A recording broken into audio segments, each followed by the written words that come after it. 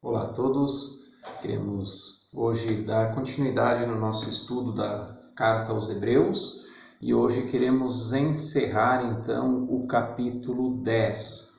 Nós vimos na quarta-feira passada então até o versículo 31 e hoje queremos ver então Hebreus capítulo 10, dos versículos 32 ao 39. E assim encerramos então o capítulo 10 neste dia. Eu vou estar lendo na minha versão, você acompanha na tua e depois nós vamos explicá-lo. Lembrem-se dos dias passados, quando, depois que foram iluminados, vocês sustentaram grande luta e sofrimento. Em certos momentos vocês foram transformados em espetáculo, tanto para serem insultados quanto para serem maltratados. Em outros vocês se tornaram coparticipantes com aqueles que foram tratados assim, porque vocês não apenas se compadeceram dos encarcerados, mas também aceitaram com alegria a expoliação dos seus bens, porque sabiam que tinham um patrimônio superior e durável. Portanto, não percam a confiança de vocês, porque ela tem grande recompensa. Vocês precisam perseverar para que, havendo feito a vontade de Deus, alcancem a promessa. Porque ainda dentro de pouco tempo, aquele que vem virá, e não irá demorar. Mas o meu justo viverá pela fé, e se retroceder, dele a minha alma não se agradará. Nós, porém, não somos dos que retrocedem para a perdição, mas somos da fé para a preservação da alma. Até aqui a palavra hoje e nós queremos entender um pouco o que o autor de Hebreus está falando agora nesse momento, né? E nós estudamos então até a lição passada, sempre falando de Jesus sendo o sacrifício único e definitivo, ele sendo o sumo sacerdote, aquele que intercede por nós, né, a Deus. E agora então, para fazer esse fechamento, o autor de Hebreus puxa na memória algo que para eles é algo bem fresco ainda, né? Que é a perseguição da igreja. Como eu comentei nos primeiros estudos de Hebreus, a carta de Hebreus foi escrita depois de uma grande perseguição da igreja. Nero perseguiu os cristãos, aqueles que iam se convertendo, né? Então Nero, um imperador romano, ele agora prende os cristãos, ele faz atrocidades, ele coloca os cristãos dentro do Coliseu para um espetáculo público onde que leões vinham e matavam esses cristãos, né? Diz a história, conta a história que Nero passeava pelo jardim do palácio à noite, e o jardim era iluminado com tochas humanas. Eles pegavam os cristãos, colocavam eles em uma estaca, amarrados, e cobriam eles de piche e ateavam fogo, eles vivos, né? E Nero então passeava no seu jardim à noite. Nero foi também um camarada que pôs fogo em Roma, colocando a culpa nos cristãos, porque o povo já estava cansado, já estava cheio de tanta atrocidade que ele estava cometendo. E ele estava perdendo então o prestígio dentro do povo, né? E aí então ele ateou fogo em Roma, colocou a culpa aos cristãos, assim o povo se revoltou novamente contra os cristãos, né? Foi uma jogada política dele, mas para você ver como o camarada não batia bem, né? Tinha alguma coisa errada, né? Porque para gostar de algo assim, achar isso um espetáculo, a pessoa não está muito bem não, né? E aqui nós vemos então no versículo 32 e 33 essa perseguição. O autor vai falar: lembrem-se dos dias passados quando, depois que foram iluminados, ou seja, depois que vocês se tornaram cristãos, vocês sustentaram grande luta e sofrimento. E no versículo 33 então vai falar: em certos momentos vocês foram transformados em espetáculo. É o que acontecia dentro do Coliseu, né? Era o espetáculo da cidade, os cristãos todos lá dentro, onde os leões eram soltos e devoravam eles, né? Tanto para serem insultados quanto para serem maltratados. Em outros, vocês se tornaram coparticipantes com aqueles que foram tratados assim, né? Então ele vai lembrar, lembra? Não faz muito, tudo isso aconteceu? Pois é. E aí no versículo 34, então, vem uma grande lição já para nós, que vai dizer: porque vocês não apenas se compadeceram dos encarcerados, mas também aceitaram com alegria a expoliação dos seus bens, porque sabiam que tinham um patrimônio superior e durável. O que quer dizer isso? Primeiramente, eles se compadeceram, ou eles tiveram compaixão daqueles que estavam presos, né? Eu sou cristão, eu não fui preso, mas eu fiquei no estado de compaixão, né? E qual que é o estado de compaixão? É a dor que nos causa o mal alheio, né? É ter empatia. E quanto falta isso hoje nos nossos dias, né? Cada um olha para o seu umbigo, cada um olha para o seu sofrimento. É aquela história assim: ninguém sabe o que eu estou passando, talvez o outro está passando coisa pior, né? E a gente tem que parar de ser egoístas e começar a olhar um pouco para o nosso semelhante, para o nosso próximo, né? Ter essa empatia, né? Tentar se colocar no lugar do outro, né? Para entender o que o outro está passando. E no mesmo versículo, então, diz que eles tiveram uma expoliação dos seus bens. O que quer dizer expoliação dos bens? Na verdade, foi tirado o direito do patrimônio que eles tinham, dos bens que eles tinham, né? Os cristãos, então, eram perseguidos e o que eles tinham, o governo tirava. Terras, casas, todos os bens que tinham, eles acabaram perdendo por consequência dessa perseguição. E alguns se compadeceram então para aqueles que estavam presos, mas mesmo assim talvez eles não foram presos, mas tiveram que fugir, tiveram que se esconder, tiveram que deixar tudo para trás, abrir mão de tudo aquilo que eles tinham. E fala aqui porque sabiam que tinham um patrimônio superior e durável. Eles tinham bem consciência daquilo que eles estavam renunciando e aquilo que eles estavam buscando, o que eles iriam ganhar com isso, né? Então eles sabiam que tinham esse patrimônio superior, um patrimônio eterno. Eles não eram apegados aos bens materiais. E que lição também para os nossos dias, para a nossa vida hoje, né? Só nesse versículo, né? Ter empatia, compaixão dos outros e não ser apegado aos bens materiais. Por que não ser apegado aos bens materiais? Porque os bens materiais a gente conquistou, talvez você trabalhou uma vida toda para conseguir, mas também você pode perder de uma hora para outra, né? Nós temos que ter essa consciência. Os bens, eles não são duráveis para nós, né?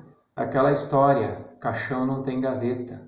Depois que a gente partir, nós não levamos nada, vai ficar para alguém. Alguém vai usufruir, né? E tem pessoas que às vezes se matam, passam uma vida toda trabalhando para conquistar algo e esquece de usufruir também, né? E quer conquistar, chega no final da vida, não aproveitou ela, né? Então nós temos que ter essa consciência, não ser apegado aos bens materiais, né? Mas ter essa consciência de que o nosso patrimônio não é aqui. O nosso patrimônio, nós temos um patrimônio a buscar, né? Que é algo superior, um bem superior, como eles tinham aqui, um patrimônio superior e durável. Seguindo então no versículo 35, ele vai dizer: portanto, não percam a confiança de vocês, porque ela tem grande recompensa.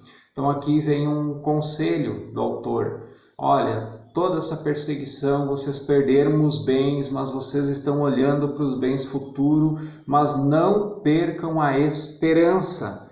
Por quê? Porque ela tem uma grande recompensa. A esperança nos traz a recompensa, né? E nós não podemos perder essa confiança, essa esperança que nós temos em Deus, né? E nós vivemos hoje também não numa perseguição, mas estamos no meio de uma pandemia e nós não podemos perder a esperança. Nós não podemos ser desesperançados, né? Mas nós temos que ter essa esperança e confiar que as coisas vão melhorar. Por quê? Porque Deus está no controle de tudo. Versículo 36 segue dizendo: vocês precisam perseverar para que, havendo feito a vontade de Deus, alcancem a promessa. Então o autor vai dizer assim, vocês precisam ter a esperança, a confiança, mas vocês precisam também perseverar. O que é perseverar? É continuar, é não desistir, por mais difícil que seja. E olha que aqui o contexto é de perseguição e morte. E por mais difícil que seja, continuem, não percam a esperança, perseverem. Por quê? Porque se vocês perseverarem e vocês fizerem a vontade de Deus, diz aqui o final do versículo 36, vocês alcançarão a promessa. Qual que é a promessa? A promessa de estar uma eternidade com Deus. Quantos anos você vai viver nessa vida? A média que a Bíblia nos coloca é em torno de 70 anos. Vai dizer que alguns um pouco mais, enquanto tem vigor, mas o que passar muito disso é só canseira e enfado.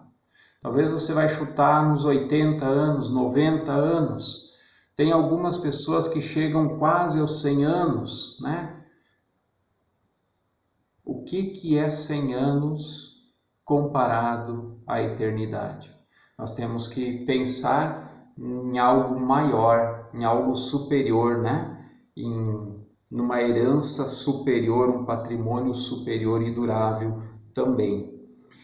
Versículo 37 e 38, então o autor vai citar Abacuque 2, 3 e 4, onde diz: porque ainda dentro de pouco tempo aquele que vem virá e não irá demorar, mas o meu justo viverá pela fé. E se retroceder, dele a minha alma não se alegrará. Aqui também tem algumas lições preciosas. Primeiro diz que aquele que vem virá, e virá sem demora. Quem que virá? Quem que vai vir? De quem que o autor está citando? Quem que Abacuque está citando? Está falando de Jesus, né? O Filho de Deus, quando ele vem julgar o mundo. E diz que esse dia ele virá e não irá demorar. Vai ser rápido. Nós estamos a cada dia caminhando para esse processo, né? A cada dia mais próximo. E ninguém sabe o dia nem a hora. Mas a Bíblia diz que nós devemos estar preparados porque vai ser como um ladrão que vem à noite, quando ninguém espera. E então, por isso, estar preparados, né? Ele não vai demorar. E no versículo 38 diz que o justo viverá pela fé. E nós temos que viver pela fé. O que é a fé?